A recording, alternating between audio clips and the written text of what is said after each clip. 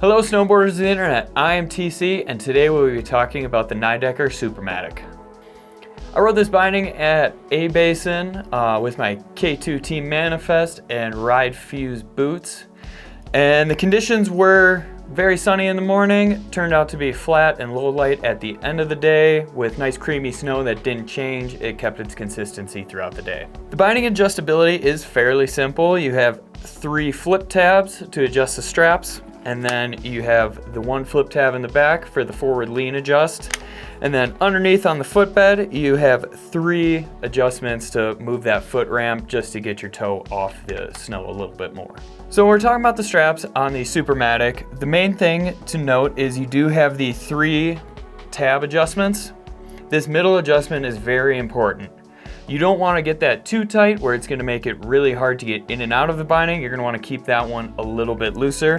When we're talking about the actual straps for the binding, you have a nice big ankle strap and toe strap. The toe strap grips your pretty much any toe box really well because it is so big, does mold around it. The ankle strap does disperse a lot of pressure really well. It's not going to be the stiffest strap out there, definitely more for that comfort rider.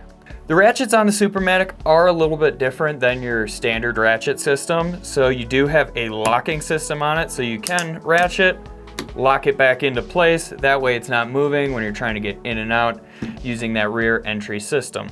To go along with that rear entry, you can use it as a standard binding. I would only recommend doing that in dire situations or if you're in super deep pow where it doesn't allow you to step on into the binding. I found it was a little bit tricky and a little bit more time consuming to get in and out your standard way. Obviously, this high back is going to be different than your standard high back is, where when you're going to get in and out, your release is on the side here, so push that down and just pull up with your boot, it'll pop right out.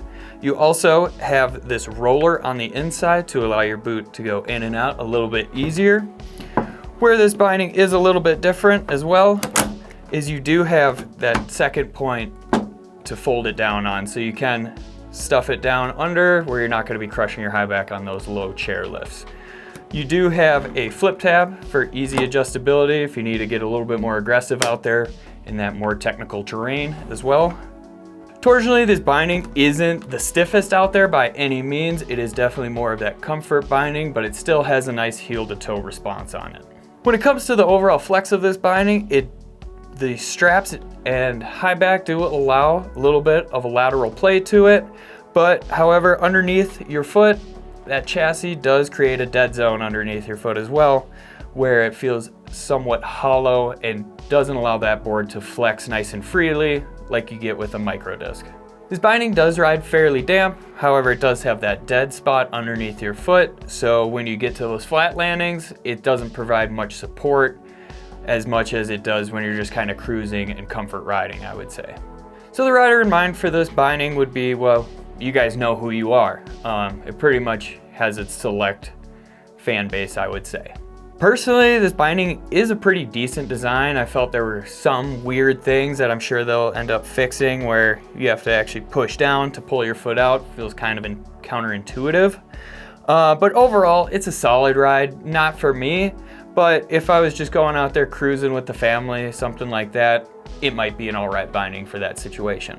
There really aren't any comparable bindings for this thing. It is a new style where it is in its own little world. This has been my review of the Nidecker Supermatic. Do you agree? Do you disagree? Do you own one? Are you going to buy one? If you're new here, remember to subscribe, click that bell, turn on those notifications. If you want to support us further, head on over to Angry Snowboarder VIP. I could explain it further here, but we have a great video over there that goes farther in depth. And as always, guys, I'm TC, and we'll see you in the next video.